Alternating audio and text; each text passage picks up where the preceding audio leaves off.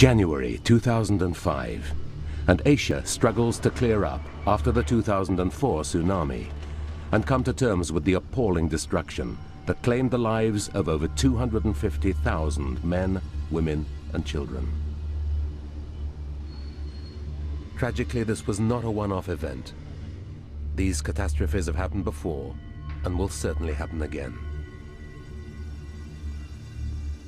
122 years ago, another natural disaster struck in the same geologically active region of Indonesia. This disaster was not caused by an undersea earthquake of the kind that created December's tsunami, but by the volcano Krakatoa. This film is the story of that eruption, but it is also an account of the first tentative steps towards understanding the terrible power of Earth's natural forces.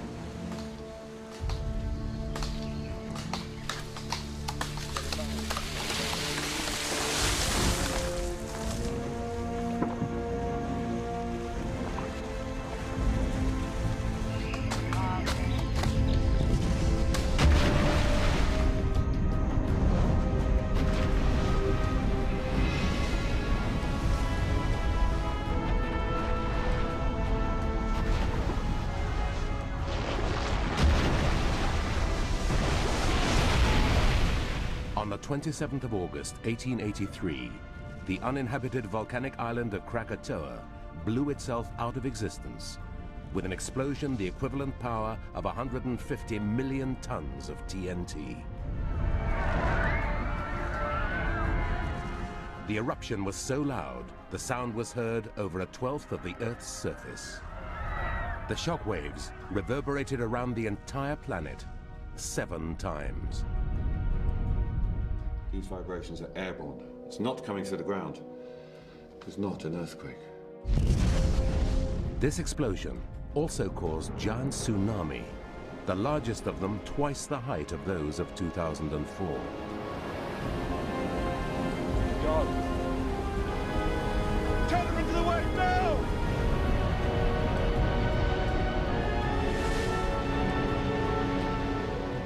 These enormous waves wiped out 165 Indonesian towns and villages, killing over 36,000 people.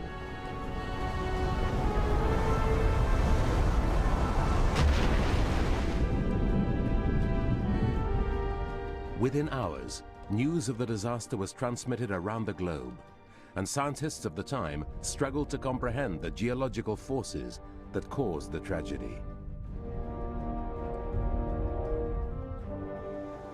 This film reconstructs the true stories of survivors, from their accounts and diaries, to piece together what happened in the months leading up to the most famous eruption of all time.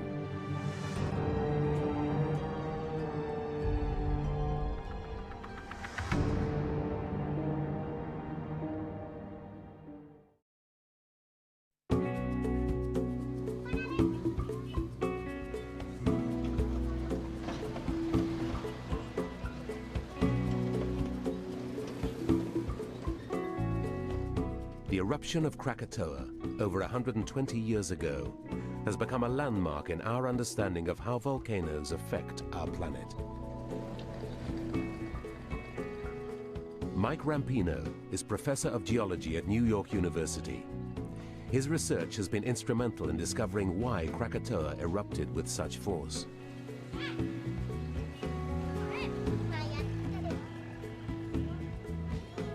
He's returning to Indonesia for the first time in 26 years. The 1883 eruption of Krakatoa is one of the most important eruptions in the history of science. I think probably the most important eruption in terms of the history of volcanology. For the first time, a large explosive volcanic eruption took place when there were enough observers spread around the world, on land, on ships at sea, to really get a global synoptic picture of what happens when a large volcanic eruption takes place. Krakatoa's devastation was not wreaked by the eruption itself, but like the disaster of 2004, the massive death toll was caused by tsunami.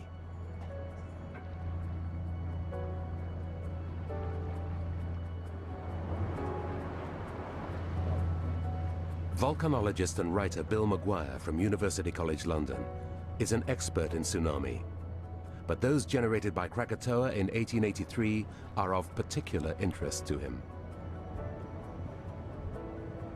No tsunami on the scale of Krakatoa are known. I mean, these waves were really quite extraordinary. I mean, a wall of water, 120, 130 feet high, 40 meters high. At the time, nobody would have understood that a volcano, which is at the closest 25 to 30 miles to Java, would have posed any problems at all. I don't think anybody thought it was going to come and get them, because they didn't know about tsunami, certainly as a result of a volcanic eruption.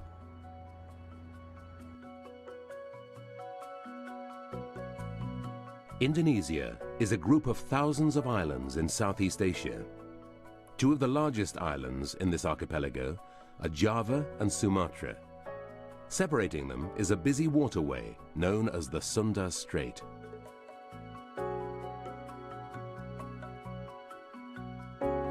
The volcano Krakatoa lies in the middle of this stretch of water. Today, only a remnant can be seen of the 1883 volcano.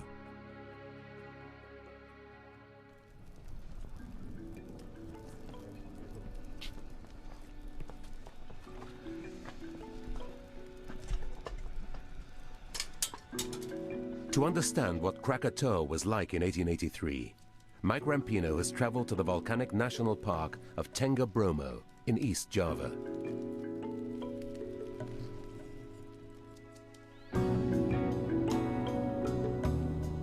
Indonesia is the most volcanically active region on the planet. The country contains 17% of the world's active volcanoes. The view at dawn from Mount Penanjakan shows several of these volcanoes within a few miles of each other. This is the jewel of Indonesia, but it's a beauty born from brute force. There's a kind of rule in geology that the more beautiful the landscape, the more dynamic the processes are that create those landscapes. And volcanism is one of the most dynamic processes that exists on the planet. And so we see these beautiful volcanoes, these craters with steam and ash coming out, and we think how beautiful, how dramatic, how gorgeous. But it's what's underlying this, what's going on underneath the ground, inside the earth, that makes this such a dangerous situation. Indonesia has so many volcanoes and earthquakes because of its geographical position. The archipelago that starts in northern Sumatra stretches over 3,000 miles south. It has been created by the forces where two of the tectonic plates that make up the Earth's surface meet. The ocean floor of the Indo-Australian plate and the Asian landmass of the Burmese continental plate are in collision. As they push against each other, the heavier ocean floor is forced underneath the lighter continental rock. When these plates or slabs come together, one pushes its way down back into the interior of the Earth. That process is called subduction. And as that crust is pushed down into the hot interior of the Earth, the rock melts. And some of that melted rock finds its way back up to the surface through fissures and cracks, and erupts at the surface to form volcanic eruptions. Krakatoa lies directly above this subduction zone.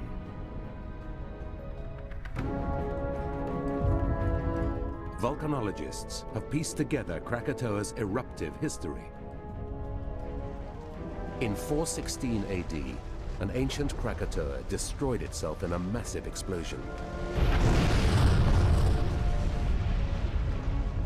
Over the next 1,200 years, regular minor eruptions rebuilt the volcano. These small eruptions helped release the pressure created by the enormous geological forces beneath the island. But over time, a plug of thick, viscous magma formed in Krakatoa's throat, preventing the gases and magma from escaping to the surface. The eruptions ceased, and by 1883, Krakatoa was a time bomb, waiting to explode.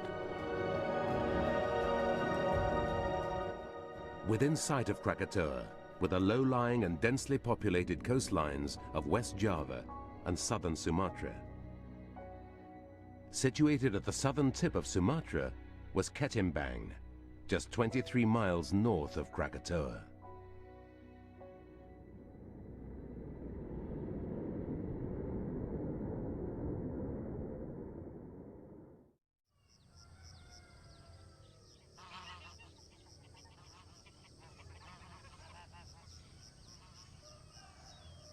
In 1883, Ketimbang was a rural outpost of the Dutch colonial empire.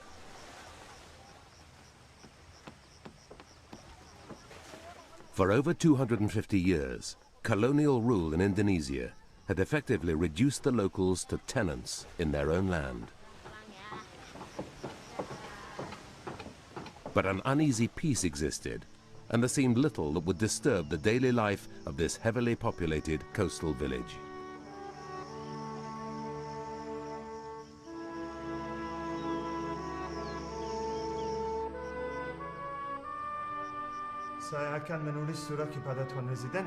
The controller of Ketimbang was Willem Berink. As a Dutch official, he was responsible for enforcing colonial law and order.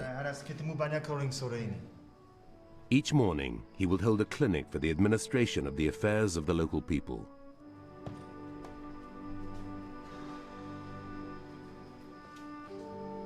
Berink was well versed in a number of skills, including Islamic law, local languages, and rudimentary geology.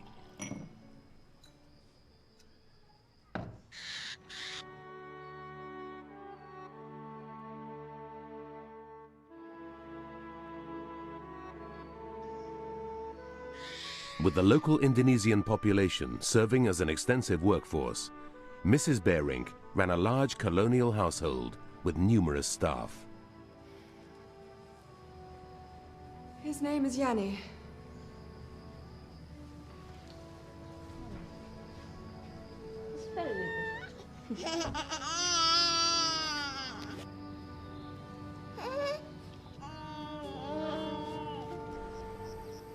Krakatoa had been dormant for over 200 years, but forces deep beneath the Earth's surface were about to wake this sleeping volcano.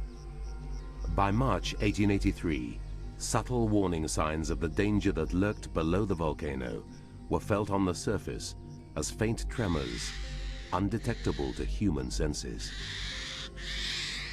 What's the matter with you, eh? What is it? What are you so upset about, eh? Shh. There now. Near Ketimbang lived fisherman and village elder Ajib. Ajib was one of the local spiritual leaders who acted as guardian to traditional Indonesian beliefs passed from generation to generation.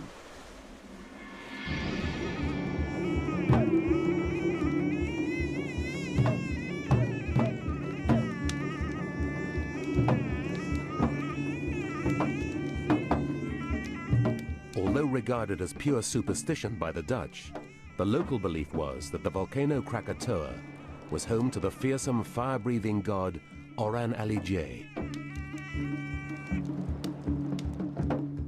When Krakatoa had erupted in the past, it was because Orang Alijay was angry, and Ajib was convinced that one day soon the volcano would erupt again.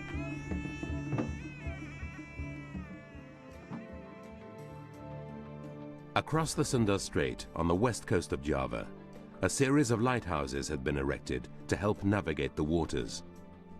The closest to Krakatoa was Fourth Point Lighthouse at Anya.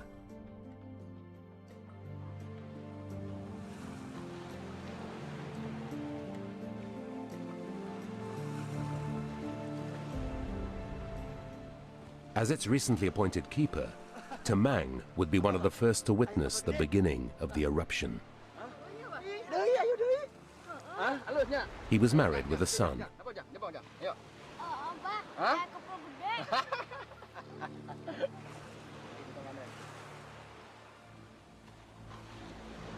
Passing even closer to Krakatoa was the Dutch government steamer, the Governor-General Loudon, that regularly crossed the Sunda Strait. The ship was under the command of Captain T.H. Lindemann. The captain and crew of the Loudon would be the witnesses closest to Krakatoa's eruption.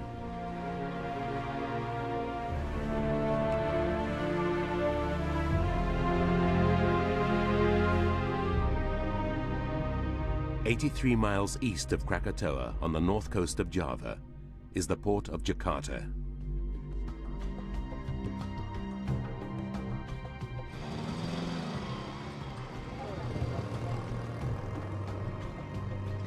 Today, Jakarta is a busy hub for shipping in the Far East. But in 1883, the city was the capital of the Dutch East Indies. Holland had been a dominant force in the commerce of the spice routes. Oriental spices and raw materials were highly prized, and in the name of profit, the Dutch ruthlessly exploited Indonesia, exporting everything from gold, rubber and sugar to cinnamon, pepper and timber.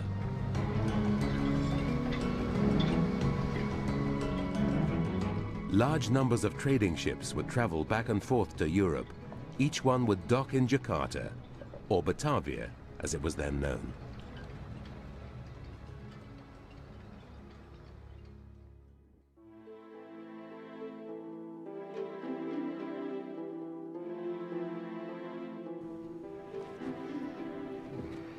In 1883, Dr. van der Stok was the director of the Magnetic and Meteorological Observatory in Batavia. He was responsible for monitoring seismic activity throughout Indonesia, and his observations of the early stages of Krakatoa's eruption would help modern volcanologists understand why the volcano exploded with such force. Also stationed in Batavia was J. Sherman, an energetic young geologist with a basic understanding of volcanology.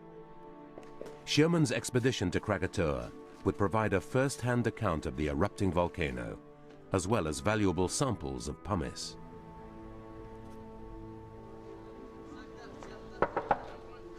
Sherman, Director? have you come to return my books? Oh, I've not quite finished with them yet. You know the 11th I commandment? find 10 hard enough. All books borrowed must be returned on pain of hellfire. Is God a librarian? Well, if he was, you'd be struck down dead where you stand. I was wondering if you had anything on animal behavior. You know, there's an old Japanese story about catfish. They behave oddly just prior to an earthquake. Really? Well, you've seen for yourself how dogs and domestic animals become disorientated just before a thunderstorm. I don't believe I have anything on the subject. That only goes to show there's a book to be written on it. Just think, animal behavior could be used to predict the weather, even earthquakes. I've heard that the Chinese use grasshoppers. If we could relate the result of your instruments with observed changes in animal behavior, Sherman, then... enough. This is hardly science. Of course this is science. Everything's science.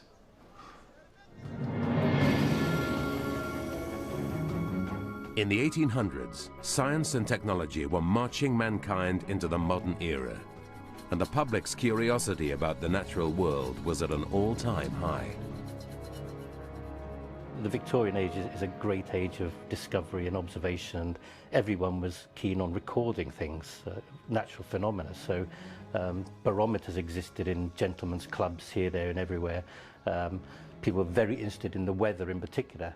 And so these different measuring devices started to crop up all over the world, and that was fortuitous because it meant when the eruption actually happened, not only could the events be recorded in Indonesia itself, but the distant effects could be recorded right across the planet.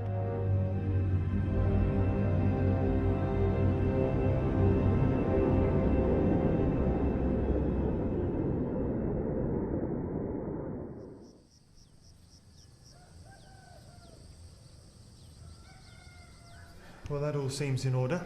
Thank you. Very keen. Anna. I thought we might take a walk this afternoon. I'm rather busy. I know. But I can hardly wait until you're not busy, can I? Then I would wait forever. Well, perhaps tomorrow, hmm? Oh, no, I can't. I have a report to write. I have to get it off to Batavia tomorrow. And if your report is one day late, will it matter? Why can't you accept that I have a job to do?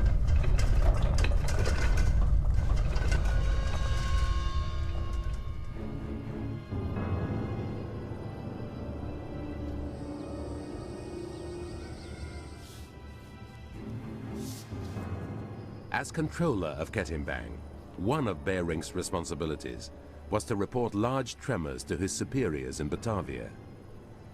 But having no clue where the tremor had come from or what had caused it, he was unaware of the danger that lay only 23 miles out to sea.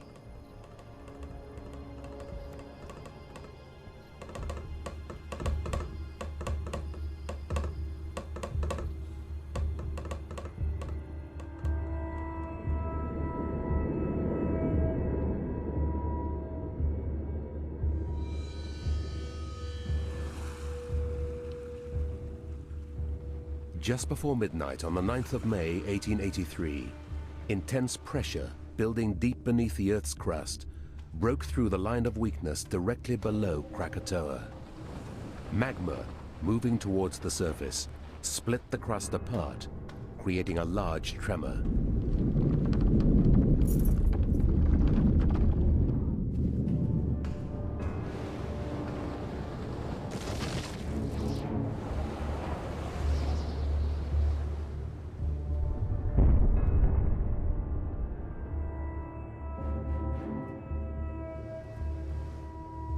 What the lighthouse keeper witnessed is now recognized as the first documented warning sign of the beginning of Krakatoa's 1883 eruption.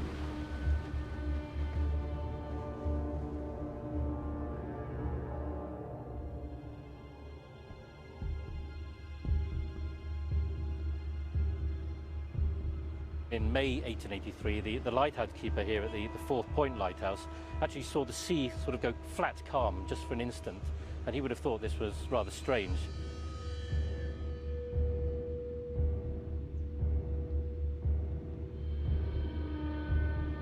Now what he was seeing then was the result of fresh magma actually breaking rock on its way from deep down within the crust to the surface.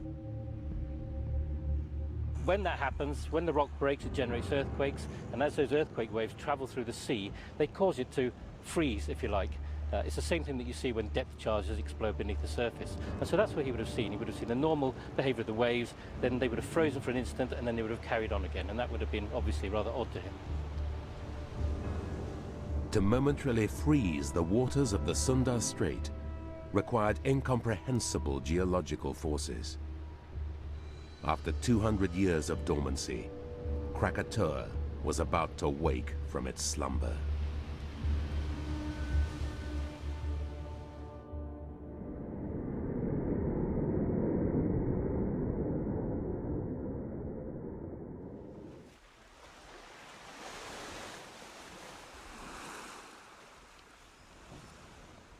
In the early 1800s, the volcanic island of Krakatoa had been used by the Dutch as a penal colony.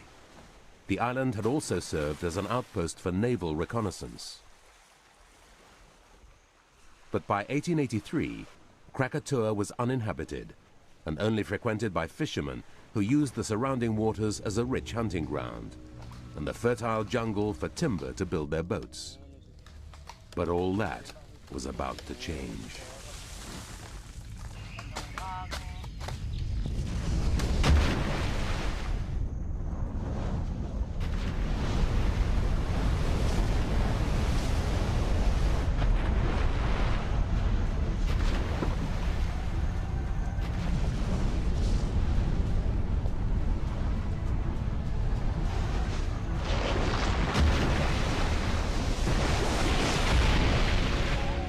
Days after the tremor at the lighthouse, in the early morning of the 20th of May, the tranquil island of Krakatoa burst into life.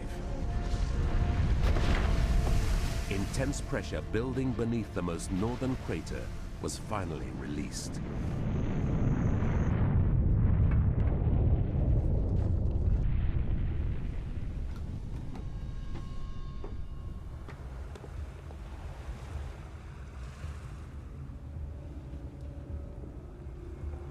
What's happening?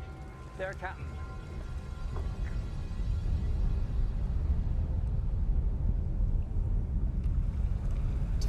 God. Hold this course as best you can. The initial eruption was witnessed by people aboard a dozen ships in the Sunda Strait, including Captain Lindemann on the Governor-General Ludon. Moments after the eruption, shock waves were felt 23 miles north in Ketimbang.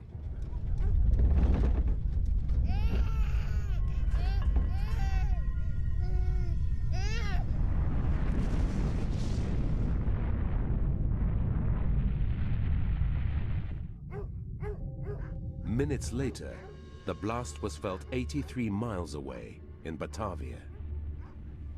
The shock wave was registered in Dr. van der Stok's observatory. Among his many instruments was a magnetic declinometer fitted with floating needles that were so sensitive they detected the tiniest movements through the ground or through the air. Using the readout from the declinometer, Dr. van der Stok deduced he was dealing with an air blast caused by an explosion nearly 100 miles away.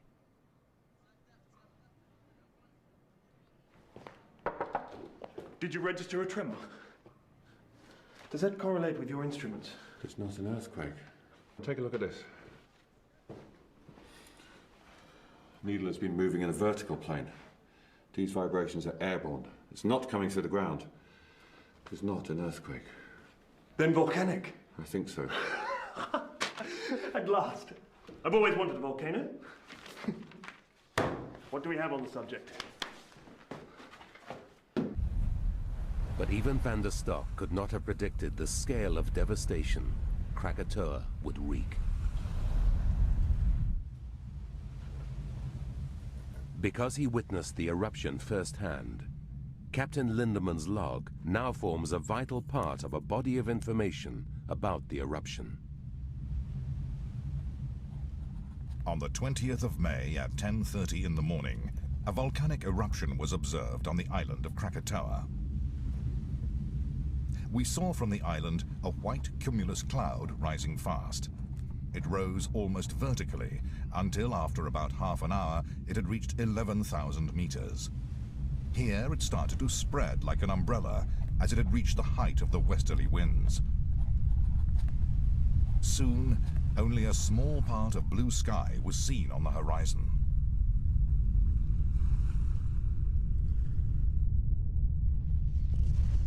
This initial eruption, however, was only the prelude to a far greater explosion yet to come.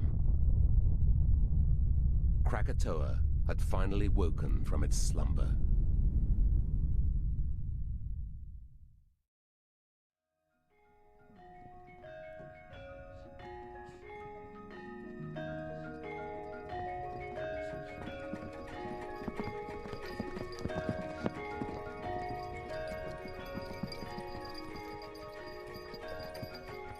Volcanologist Mike Rampino is crossing the Sea of Sand, a vast volcanic plain, on his way to one of the most active volcanoes in Indonesia.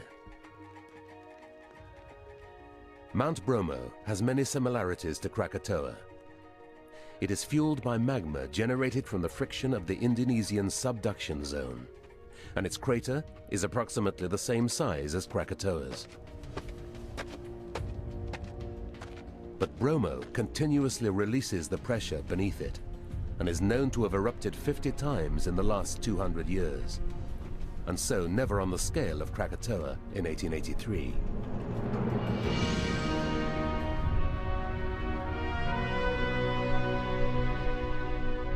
The initial eruption of Krakatoa on May 20th, 1883 was typical for the beginning of an explosive volcanic eruption.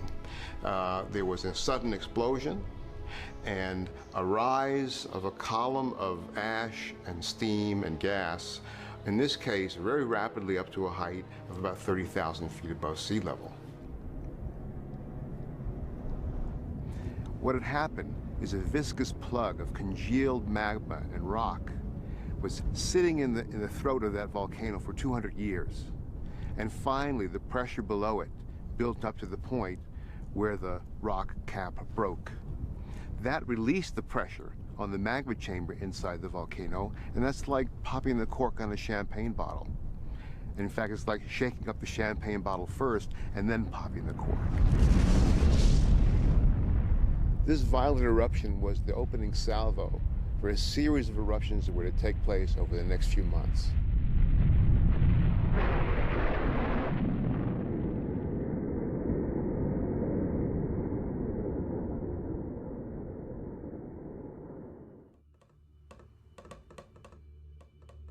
As eyewitness reports of the eruption flooded into Batavia, the authorities ordered Willem Beering, as the closest official to the volcano, to go to Krakatoa and report on the scale of the volcanic explosion.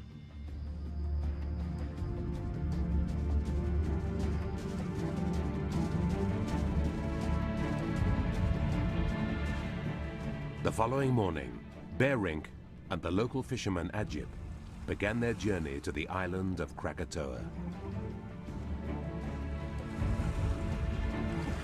The volcano that normally dominated the horizon was now invisible, shrouded in clouds of acrid sulfurous gas. Their progress was painfully slow.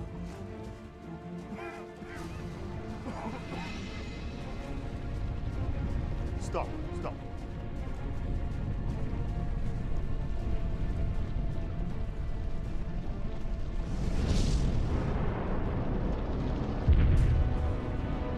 Turn around! Balik! Balik! Balik tayo! Although Beering had only ventured within sight of Krakatoa, it was clear to him that the volcano was now a serious threat.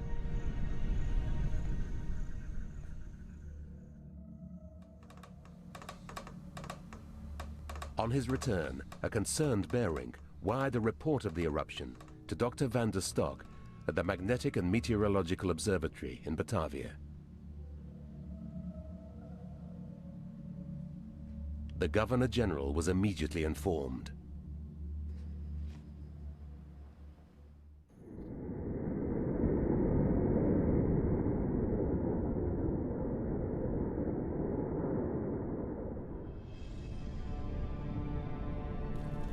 By the 27th of May, 1883, the large eruptions on Krakatoa had abated. During this relative lull in activity, an eerie calm now shrouded the mountain.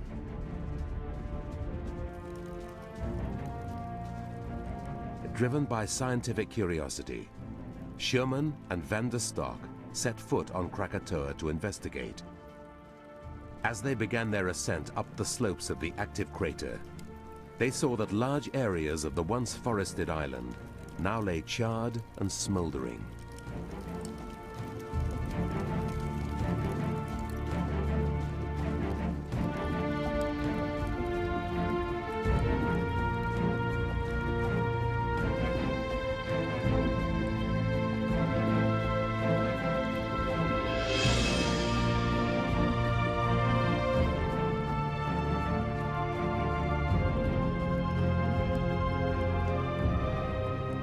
Done this. These trees have been completely flattened by some immense force. The entire forest has been stripped bare. What do you make of it?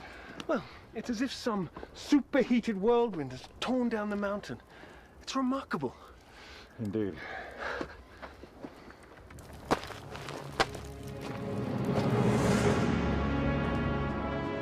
Sherman's report to the authorities now provides invaluable evidence of the devastation on the island. Following in the footsteps of the bravest, or perhaps the most foolhardy, we climbed the bare hills, which did not offer any obstacles other than the loose ash. Horrible was the view of that somber and empty landscape, which portrayed itself as a picture of total destruction. Foul-smelling smoke permeated the landscape, causing us to gag. In addition to the smoke, one also recognized amongst the gaseous products sulfuric acid, which made itself known by its smell.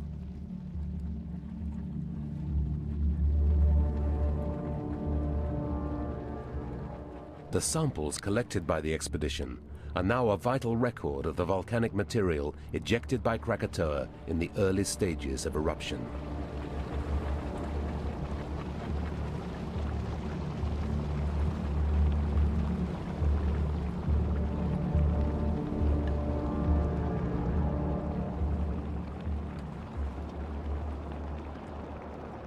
I expect this is what hell looks like.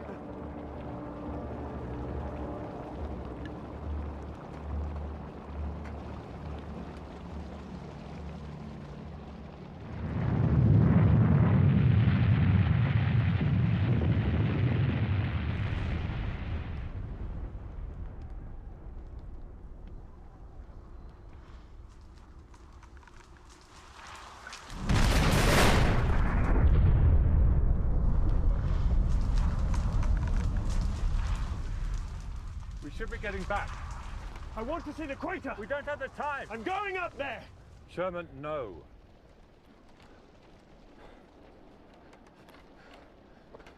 You've become too comfortable stuck in your observatory. Come on. Come. Come on.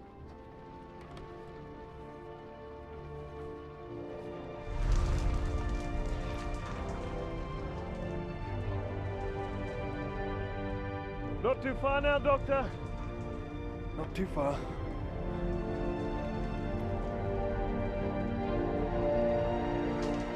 Soon, every sign of vegetation disappeared, and all we could see was the roaring column of smoke.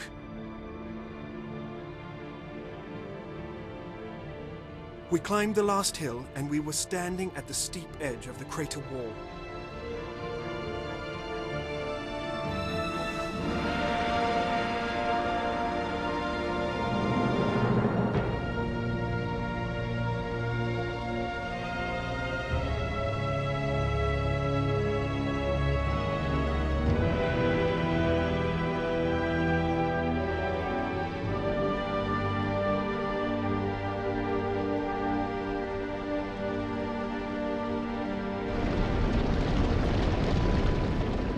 Who thought hell could be so beautiful?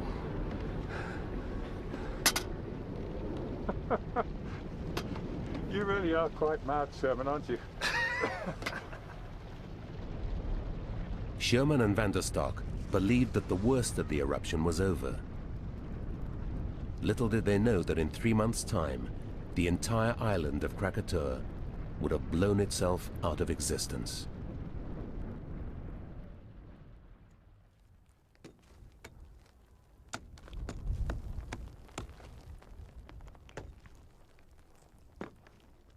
Volcanologist Mike Rampino is at the lip of the crater of Mount Bromo in East Java. Bromo's crater is a similar size to the one Sherman would have seen on Krakatoa. Sherman, in a sense, was one of the first volcanologists. At that time, volcanology was in its infancy, and we didn't know much about the behavior of volcanoes. And in fact, the study of Krakatoa was the first real study of a volcano that began to give us information about how volcanoes work. And Sherman actually did a very valuable thing by collecting samples of the material that had been erupted by the volcano during its earliest stages of eruption. Clearly, when Sherman walked across Krakatoa, he should have known that it was a dangerous place to be. Sherman's party had no real understanding of just how dangerous their expedition had been. Today, volcanologists like Mike Rampino fully understand the deadly forces that had stripped the slopes of Krakatoa, forces known as pyroclastic flows. They were quite lucky to be there during a time when the volcano was less active, because the area had been devastated by pyroclastic flows and surges, hot mixtures of ash and gas.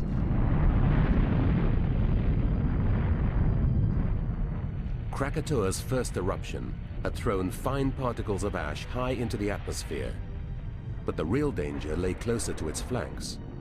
Heavier material had cascaded down the sides of the volcano as superheated debris. Anything standing in the way of this pyroclastic flow would have been incinerated instantly.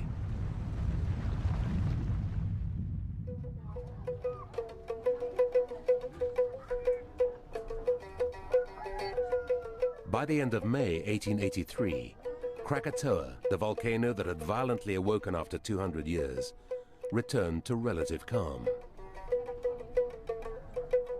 For 3 months after Sherman's expedition, all that was noticed on the island was a continuous plume of smoke and the occasional rumble. Because of the widespread belief that the eruption was over, life in the coastal communities of West Java and southern Sumatra returned to normal. It's fairly common during many explosive eruptions, during the early stages, that you get some activity and then things quieten down again. This is the really dangerous thing about explosive eruptions. It's almost impossible to predict when the climax is going to be. In the case of some eruptions, it can come within a week. In the case of Krakatoa, it came months after activity started. And there's a danger always that once activity has died down, people are going to say, well, that's it, let's forget about it, we're all safe now. But that often isn't the case.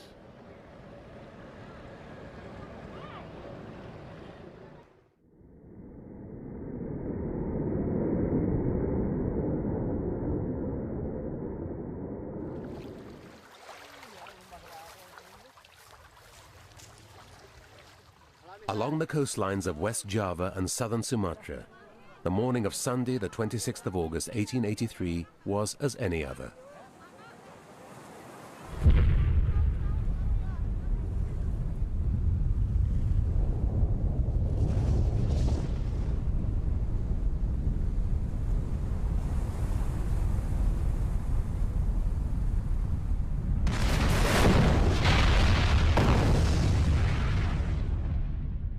At 6 minutes past 1 on the afternoon of Sunday, the 26th of August, 1883, all 3 craters on the volcanic island of Krakatoa erupted in a massive volley of explosions.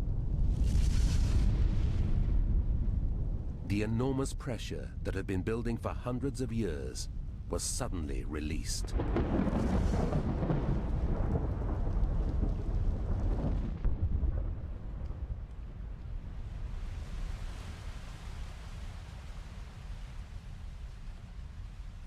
What was to become the most devastating volcanic event in recorded history had begun.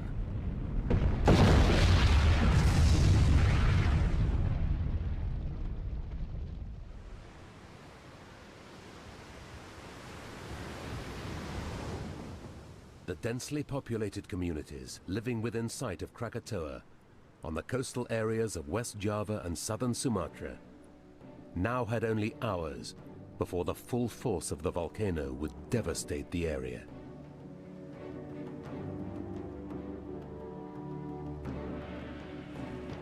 Once the volcano really started getting going at lunchtime on the 26th, things were going to go from bad to worse. There were big explosions every 10 minutes or so, and these merged together to form a column of ash and debris which extended up to something like 25 kilometers, 18 miles into the atmosphere.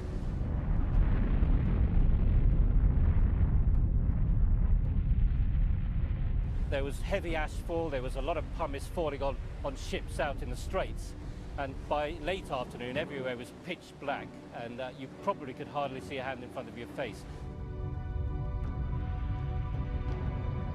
You would have had earthquakes going on accompanying these explosions. At the same time, you would have been having these flows of hot debris called pyroclastic flows entering the sea, and the sea would have been getting increasingly agitated.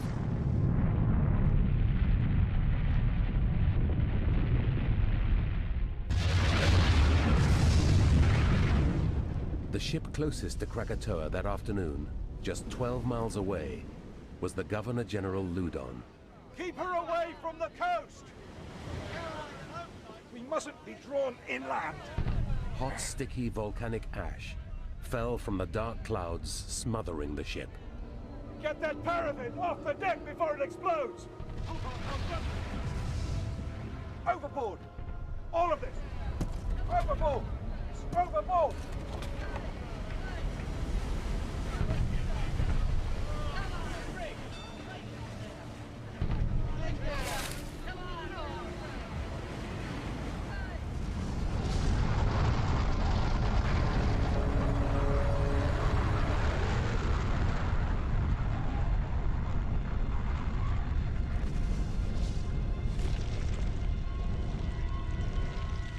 The heavy rain of ash and pumice spread 23 miles north to Ketimbang in southern Sumatra.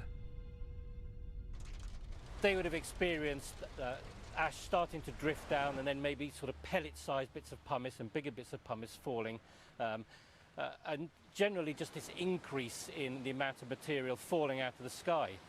When it got really dark, when the ashfall was so heavy that you couldn't really see anywhere, then I think temperatures would probably have risen, because beneath very heavy ashfall, it does get very sticky and muggy, and it's not hot, but it is warm, and they would have experienced that.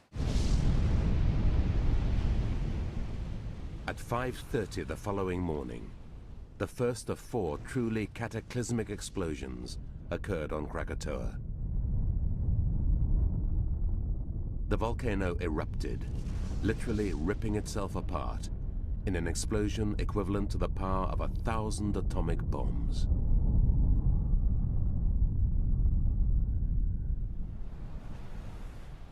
Why this small volcanic island in the Indonesian archipelago exploded with such ferocity has puzzled volcanologists for almost 100 years. In order to answer that question, Mike Rampino is on his way to Krakatoa, to the only part of the volcano that remains today, the island of Rakata.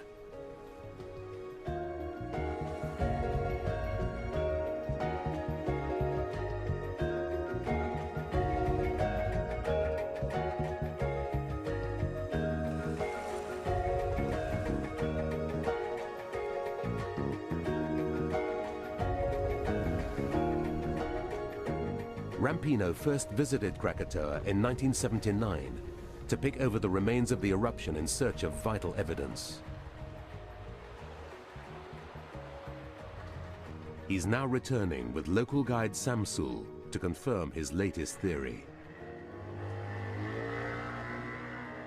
The first time I was here with a group of scientists, we were looking at the pyroclastic deposits, the pumice deposits of the 1883 eruption, specifically to try and figure out what the triggering mechanism was for the enormous explosion that took place in August of 1883.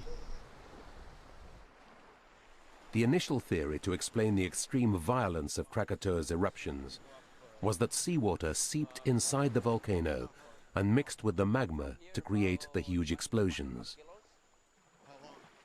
This theory did not stand up to scrutiny. We were testing the idea that seawater got into the volcanic vent, and that's what caused the explosion. What we found was that usually those kinds of eruptions have very, very fine-grained pumices. The pumices are fragmented by the reaction with the water. And here at Krakatoa, I've seen that the pumices are rather large. And so the lack of fine-grained material suggests that it wasn't seawater getting into the vent that triggered the eruption. If seawater didn't trigger these huge explosions, what did? Hidden in Rakata's dense jungle are thick layers of pumice, ejected from the volcano in 1883. This volcanic rock is a permanent record of what happened deep beneath Krakatoa, and explains why it erupted with such exceptional violence. Here we could find a huge jackal and also famish everywhere. Yeah, here. This one. And then, oh, this is really big famish. Wow. And the charcoal here, trees that were killed by the ash. So beautiful sequence of pumices, finer grain, another pumice layer, but small pumices, and then the pyroclastic flow deposits going all the way to the top of the outcrop. Like this? Yes, yes, oh my God. Yes. The whole eruption sequence, you can see it here. Molten rock lying inside Krakatoa's magma chamber for 200 years of dormancy was light in color and cool in temperature. After the initial eruption in May, the magma chamber was part emptied, and that void was filled from below by dark-colored magma that was extremely hot in temperature. It was a lethal cocktail. As the two mixed together, the intense heat of the dark magma created huge amounts of gas that expanded, eventually creating enough pressure to cause the volcano to erupt with terrifying force.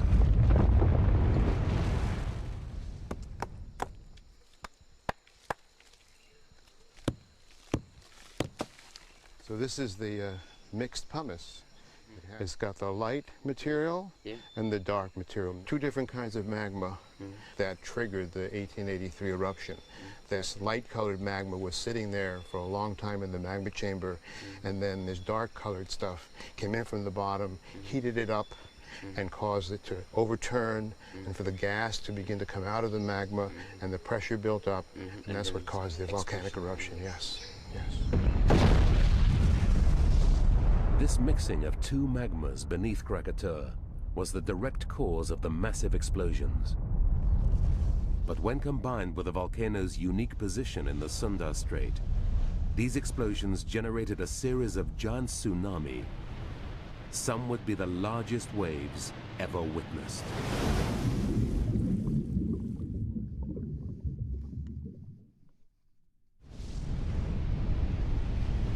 At 6:44, on the morning of the 27th of August, 1883, the second massive eruption occurred on Krakatoa. Pyroclastic flows of dense material cascaded down the flanks of the volcano, and immense submarine slides generated giant shock waves in the surrounding ocean. In the Sunda Strait, the shock waves were witnessed as huge crests of water.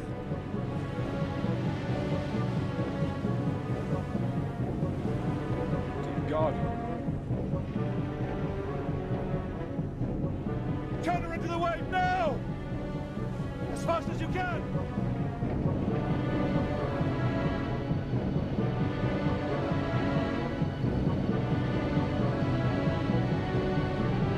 Rush yourself down!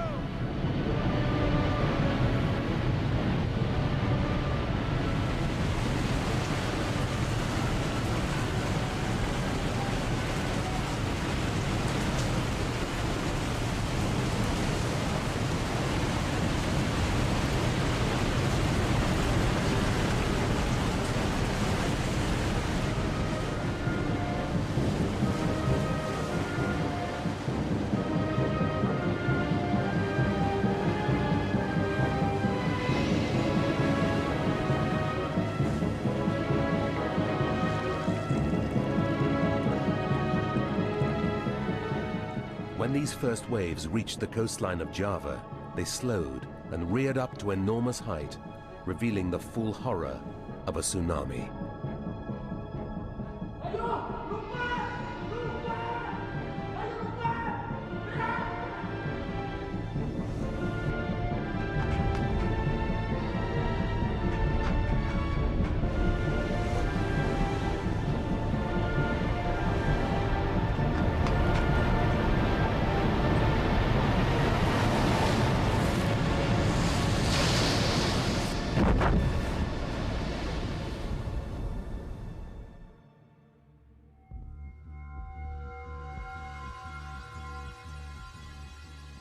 Today, all that's left of the Fourth Point Lighthouse are the remains of its foundations, a 6-foot-thick brick buttress. Despite its obvious strengths, the structure was unable to survive the enormous force of the tsunami. The lighthouse seemed as if it was going to survive, but then it was hit by a block of coral estimated to weigh something like 600 tons, which had been scraped up from the seabed and which had crashed into the base of the lighthouse. And it looked as if it separated the lighthouse from its base, and the whole thing toppled over and was then broken up and carried off in the water. 2 years after the destruction of the Fourth Point Lighthouse, a new one was built just yards from the original. The new Fourth Point Lighthouse, it's 40 meters high, which is just about the height of the largest wave. And looking down from here, it's almost unbelievable that you could get a wave that high. It would have completely trashed the whole region. I mean, a wave of 40 meters, and remember, this isn't just like a single wave that crashes onto a beach. Tsunami have very long wavelengths, so the waves can be hundreds of meters or several kilometers long, so they come in as a wall of water, and that wall just keeps coming, and it would have just wiped out everything entirely.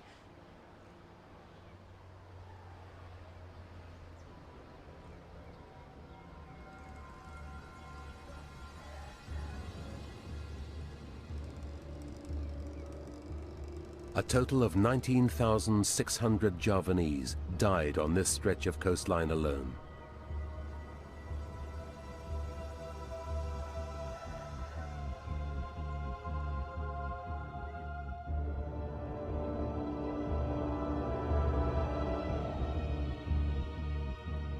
These black and white photographs of the destruction, taken over 120 years ago, are sadly all too familiar today.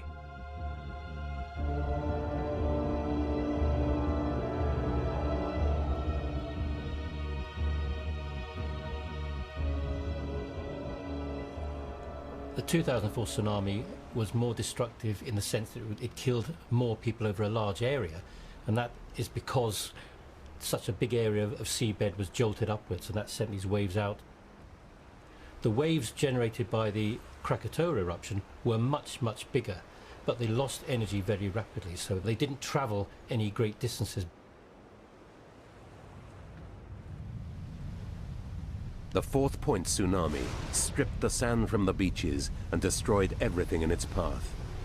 It seemed like the end of the world, but worse was yet to come. The morning of the 27th must have been absolutely appalling, particularly after these gigantic explosions had started and after the first great waves had destroyed many of the communities along the coast of Java and southern Sumatra.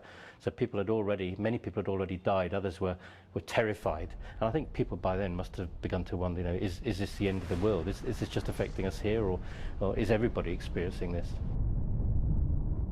At 2 minutes past 10, on the morning of the 27th of August 1883, Krakatoa exploded once more, this time with such extreme intensity that it was heard over a 1/12 of the Earth's surface.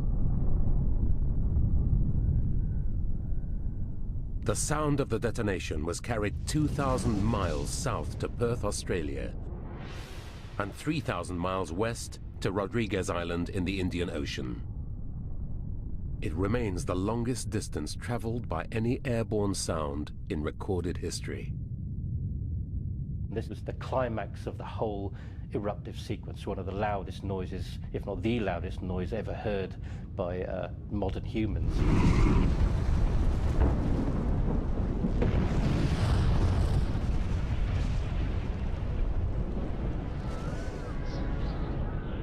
When Willem Bering, the controller of Ketimbang, witnessed this huge eruption, he realized that the explosion would produce a tsunami of enormous size.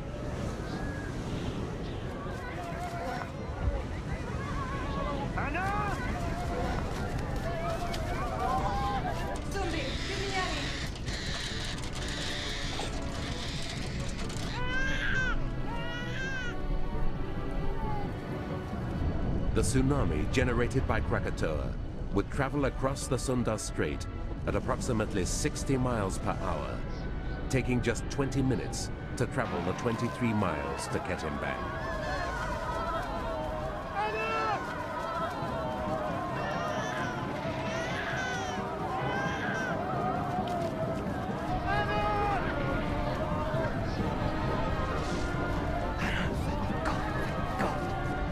We have to get to higher ground.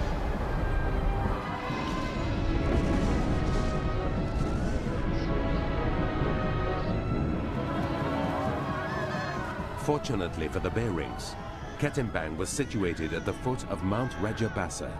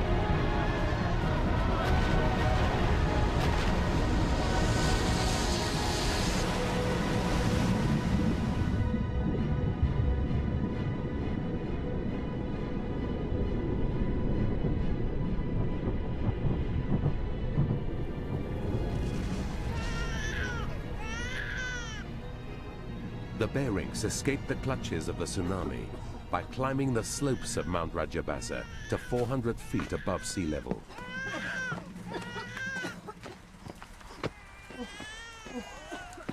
By mid-morning on the 27th of August, 8,038 people had died around Ketimbang.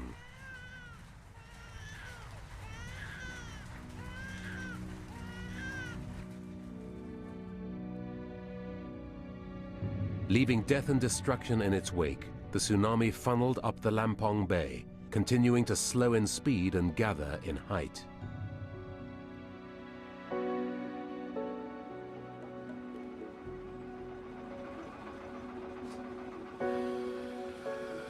Tsunami are all incredibly affected by topography, and they will get funneled by bays, by estuaries, by harbours, etc. And that happened here in Lampong Bay. The wave that devastated the entire low-lying region around the bay here. The fishing communities on Sumatra would have had no chance at all. The wave that came up this bay was 24 metres high, so you're talking maybe 80 or 90 feet high. This would have been a wall of water which just continued to come inland for several minutes. There would have been no chance to survive unless you were close to high ground and could actually make a run for it, because the waves would be travelling as fast as a sprinter could run, and most people wouldn't have a chance of outrunning that.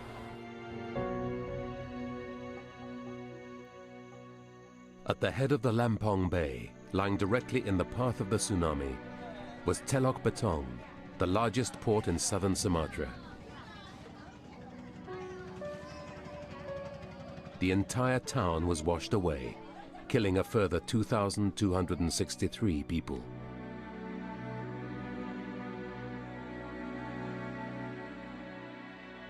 This is the mouth of the river Koripan, which is at the head of Lampong Bay.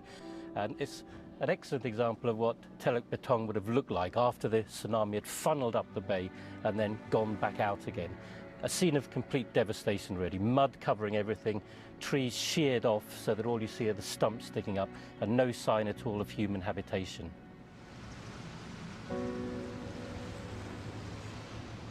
In the harbour at Telok Betong was the Dutch government steamship, the Baru.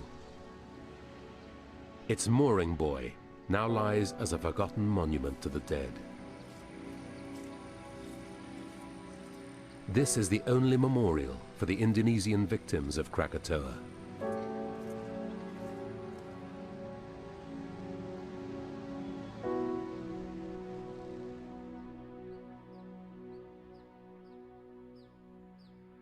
With similar power to the 2004 tsunami, the wave generated by Krakatoa picked up the steamship Baru and her crew of 28 and carried them inland.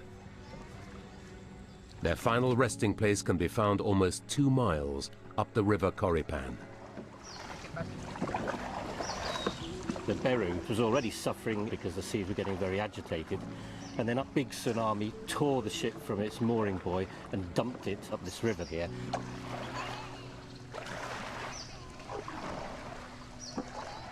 This is where it all ended for the Beru and 28 dead crewmen. 1.8 miles up the Koropan River, about 30 feet above sea level. When the boat was found, which was about a month after the eruption, it was actually in very good condition. It was stretched across the river here. It was full of ash and mud, but its engines were in working order. And if it could have been got back to the sea, it could have actually been seaworthy again. But its real fate was much more ignominious than that. It just sat here, rusting away for many decades, virtually disappearing after 50 years or so. Its huge boiler remained behind until that was washed down in a flash flood in 1979 and finally cut up for scrap.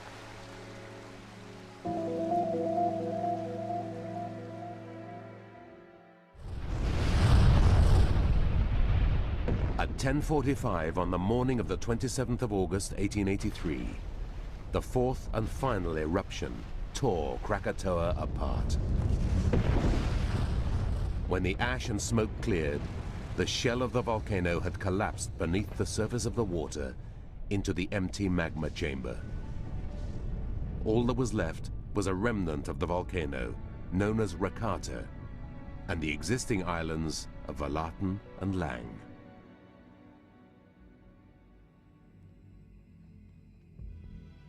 One of the last casualties of Krakatoa was the Bering's child. Burnt, choked by ash and poisonous gas, the baby eventually succumbed to the trauma. Madam. It's so cold.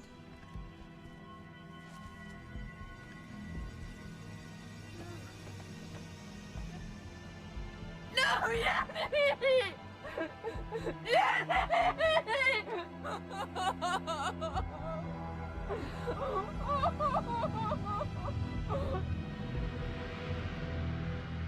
Reports following the eruption reveal that the lighthouse keeper miraculously survived the tsunami. His wife and child did not.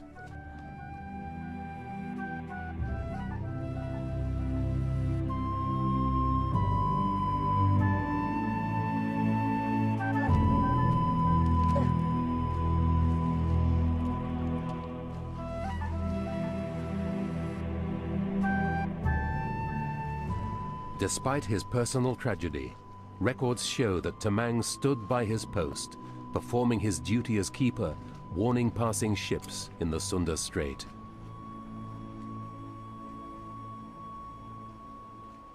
Captain Lindemann and the crew of the Governor-General Ludon also survived the ordeal.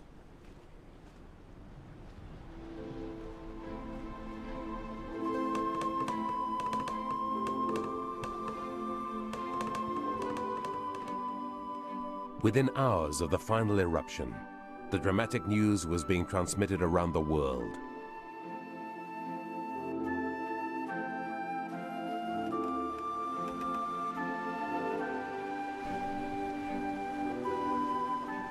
The names and obituaries of the 37 Europeans who died were widely published, but the names of the thousands of Indonesian victims were never recorded, and their personal details have been lost in time.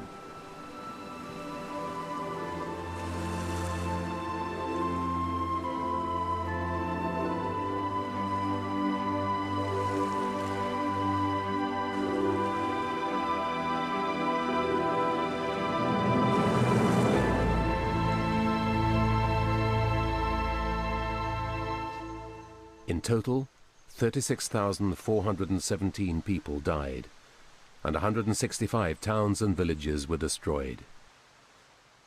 It remains to this day the largest known death toll from any volcanic eruption. Most of those deaths resulted from water, from the oceans, from the tsunami, not from the direct effects of hot rock. And that's something that many people don't appreciate about volcanic eruptions, even today, that the big killers include tsunami and include things like volcanic mud flows. And in fact, a number of the great disasters, volcanic disasters, have been caused by these relatively indirect effects. But it wasn't just Indonesia that was changed by Krakatoa. 11 cubic miles of rock and ash had been blasted into the atmosphere. And for many years after 1883, the effects of the eruption would be felt around the world.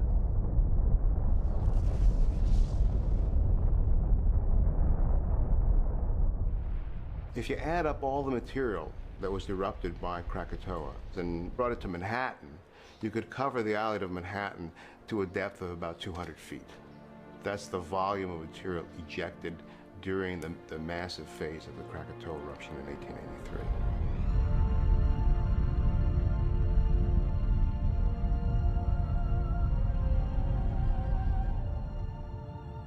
No atomic bomb blast can rival the sound that the final eruption made. The shock waves from the explosion reverberated around the globe 7 times and were still detectable 5 days later. Very few people appreciate how cataclysmic volcanic eruptions can be. And in fact, 500 million people live within the danger zones around active volcanoes today. That's more than 1 in 12 of the Earth's population. But the thing is, volcanoes aren't always going to sit there looking pretty. Every now and again they generate these cataclysmic eruptions. That's something that Krakatoa taught us, and I think people only then began to realize, certainly scientists, that a single volcanic eruption could be so powerful as to affect everyone on the planet. Krakatoa erupted in a Dutch colony, but it was left to British scientists to document and analyze its effect around the world.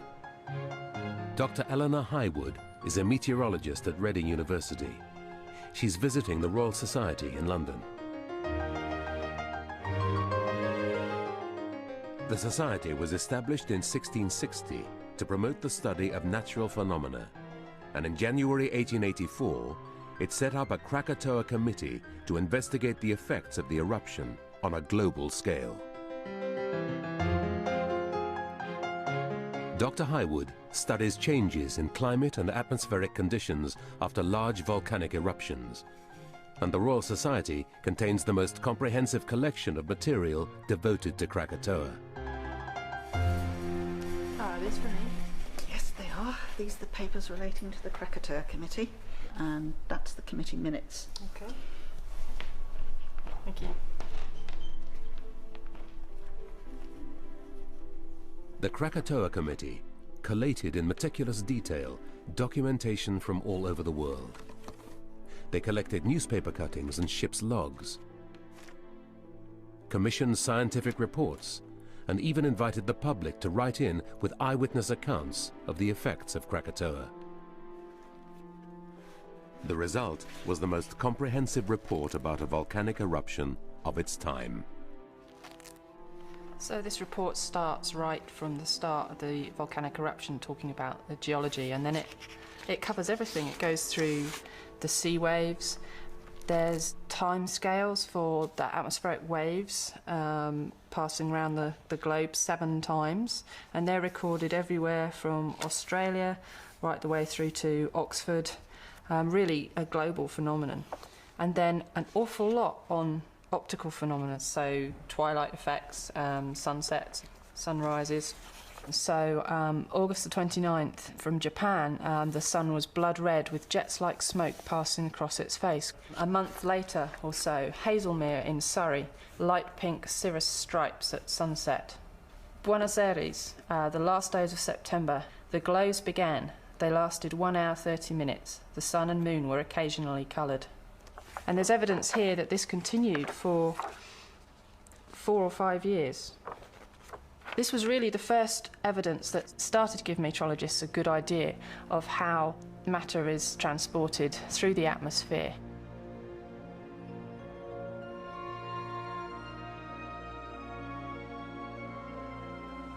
These changes in the night sky, within days of the eruption, confirmed the existence of high-speed, high-altitude winds that transported volcanic particles through the atmosphere. Today, these winds are known as jet streams, and their discovery has played a pivotal role in our understanding of the weather.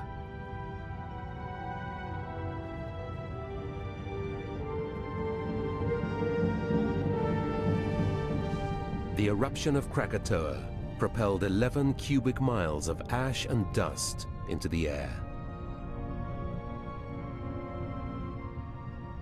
The heavier material fell back to Earth, but the tiniest particles and sulfur dioxide gas continued to rise into the upper atmosphere. Within days, carried by jet streams, this aerosol of tiny droplets of sulfuric acid veiled 70% of the world and reflected solar radiation back to space.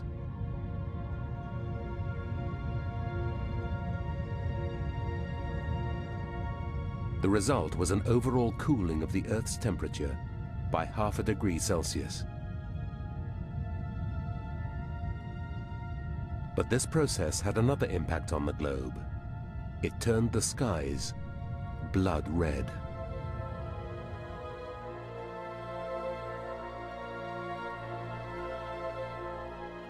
Housed in the archive of London's Science Museum is perhaps the most vibrant example of how Krakatoa affected weather systems on the other side of the world.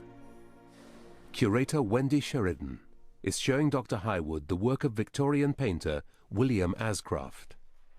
Between September 1883 and 1886, Ascroft sketched the changing skies from Chelsea, West London.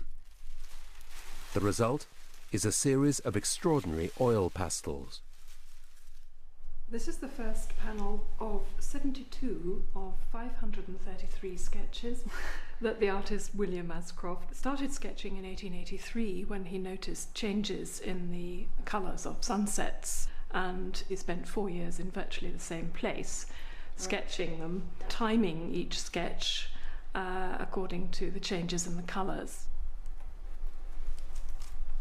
So this sequence shows some particularly vivid colours, some very, very strong red and yellow coloration through the whole of the atmosphere. So these really vivid reds are a product of the fact that there was aerosol in the stratosphere that had been transported from the Krakatoa eruption, and light passing through that layer is scattered, but it's scattered differently depending on what colour it is. Really? And so we tend to see reds more strongly in sunsets and sunrises.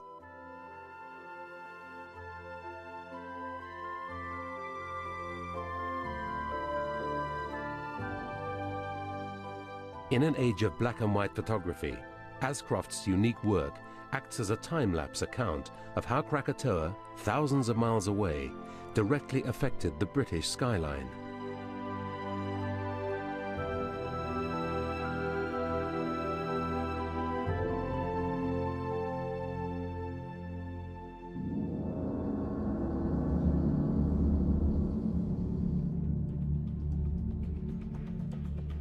Over 120 years later, the story of Krakatoa is far from over.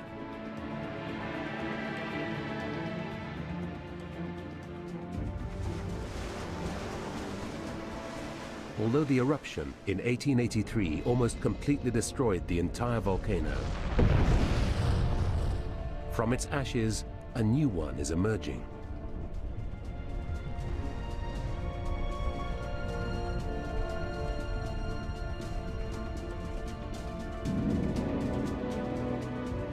In the middle of the old caldera lies Anak Krakatau, the child of Krakatoa, and it's active and growing.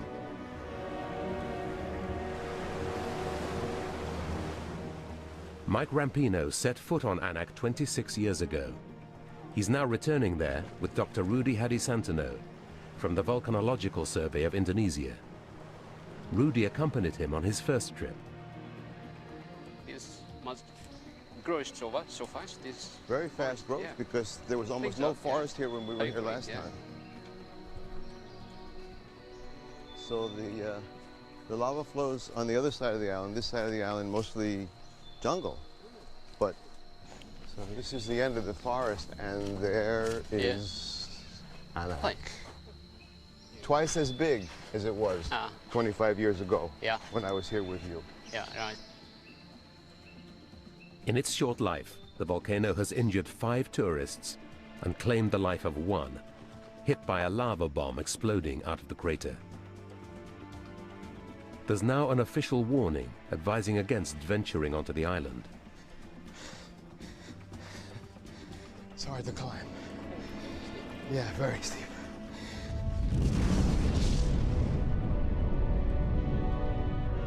Anak Krakatau first revealed itself in December 1927, when it erupted violently just beneath the surface of the water.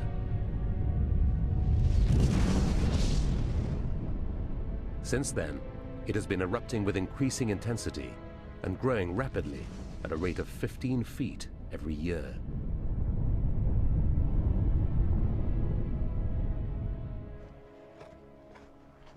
Today, Anak is over 2,600 feet high, almost the same height Krakatoa was in 1883. It covers 1¼ square miles, and between 1992 and 2000, ejected over 50 million tons of material. It appears that Krakatoa is preparing itself for another huge eruption. So almost at the main crater? Yeah. It's here. Oh. Ah. Wow. Wow. We get on the crater. What do you think of the diameter? It looks about 200 meters across, 600 feet across. Yeah, I think so. Yeah. Yeah. And the fumaroles here. I'm choking though from the sulfur dioxide. We're standing here on an active volcano, Anak Krakatoa. The old peak of Krakatoa is behind us, and the old craters, the eruption centers for the 1883 eruption, were on the same line. So that's why volcanologists now think that there was a fault line, a fissure that ran along in a straight line here, along which all of these volcanic centers were erupting. The sulfur in them. Anak Krakatau is being carefully monitored by the Volcanological Survey of Indonesia, and particular attention is being paid to the viscosity of the magma. Yeah. What's the temperature? 110. 110 Celsius. And then this is coated. In the future, we would expect that Anak Krakatoa would build a larger and larger volcano here, but eventually things going on inside the Earth will cause changes in the type of magma that's coming up, and the more viscous it is, the more chance of congealed magma sealing or blocking the throat of the volcano, the more chance of an explosive eruption.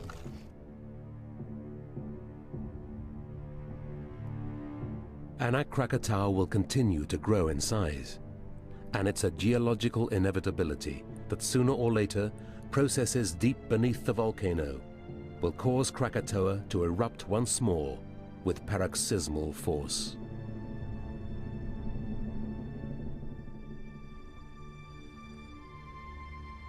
As we know from the tragic events of the tsunami of 2004, history repeats itself. And for the people of Indonesia living in this geologically unstable region, the unpredictability of nature is all too real.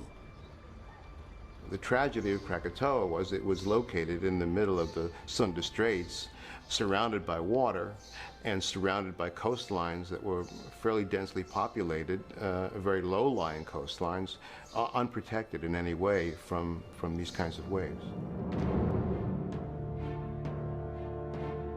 The work of Sherman, van der Stok, and the Royal Society was an important step in advancing modern science's understanding of how these geological processes work. But the challenge for the future is not just to understand these forces, but to predict them.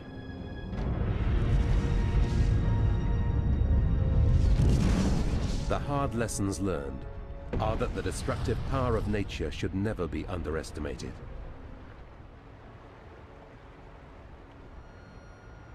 Krakatoa and the tsunami of 2004 remind us that we live on an active planet where the Earth's crust is constantly destroyed and regenerated. These immense geological forces going on beneath us reveal themselves in unforeseen ways and with terrible consequences.